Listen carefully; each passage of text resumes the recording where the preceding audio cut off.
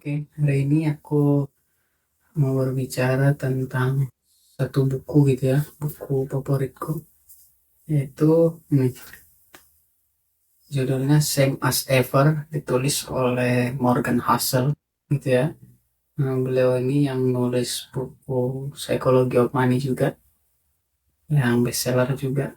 Jadi khusus untuk buku yang satu ini salah satu yang favorit ya, termasuk karena udah 3 kali aku bacanya gitu ya, saking sukanya karena memang saking banyaknya pelajaran yang bisa diambil ya dari buku ini. Dan buku ini sebetulnya buku yang ringan untuk dibaca karena dikemas dalam bentuk cerita. Ada 23 cerita di buku ini.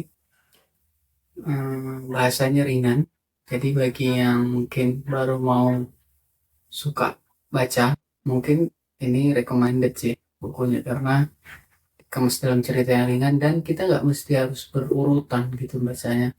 Jadi lompat-lompat pun nggak masalah gitu, tinggal pilih aja judul yang menarik, baca, bisa gitu ya, nggak mesti harus linear berurutan dari awal ke depan.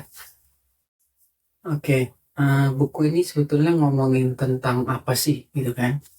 Oke, kan kita bahas gitu ya. Pendiri Amazon itu seringkali ditanya gitu ya, apa yang akan berubah 10 tahun ke depan gitu kan. Namun dia itu hampir tidak pernah mendapatkan pertanyaan apa yang tidak akan berubah gitu 10 tahun ke depan. Padahal ya, menurut dia pertanyaan kedua ini yang sebenarnya lebih penting untuk ditanyakan.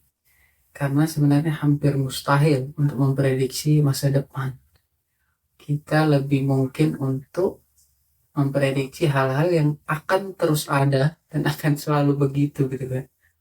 Jadi isi buku ini sebetulnya hmm, berisi cerita-cerita tentang hal-hal yang akan tetap sama baik 100 tahun lalu maupun 100 tahun ke depan.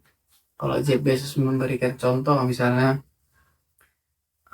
pembeli, orang-orang di Amazon itu akan tetap suka barang yang murah dan pengiriman yang cepat.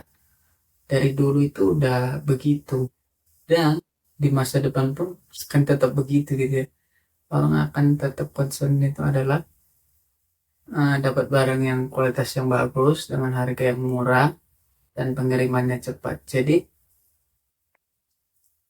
Jeff Bezos itu nggak akan ragu gitu berinvestasi dalam hal itu gitu, dalam hal memberikan produk yang murah. Artinya dia harus efisien dan dalam segala hal supaya cost-nya itu bisa ditekan dan pengiriman yang cepat. Manajemen juga kan gimana caranya biar bisa bikin segalanya menjadi lebih cepat gitu. Dan dia nggak akan takut gitu mengeluarkan uang berinvestasi besar-besaran untuk hal ini. Karena dia tahu gitu ya, 10 tahun lagi, 20 tahun lagi, ini keinginan orang akan tetap seperti itu gitu. Jadi nggak akan berubah gitu ya. Dan menariknya buku ini memang berisi apa ya, wisdom, kebijaksanaan gitu kan. Jadi sangat sayang kalau kita itu cuma ngambil apa ya, 2 atau 3 kesimpulan dari buku ini menurutku. Karena di tiap chapternya itu ada pelajaran gitu ya yang menarik gitu. Jadi videonya kan kupisah supaya nggak bingung gitu kan nontonnya. Dan akan kita coba bedah tuh satu persatu gitu kan cerita-cerita yang ada di buku ini supaya yang belum baca ya bisa nonton videonya aja atau yang mau beli juga oke gitu ya karena aku nggak akan detail juga ceritanya di sini kan.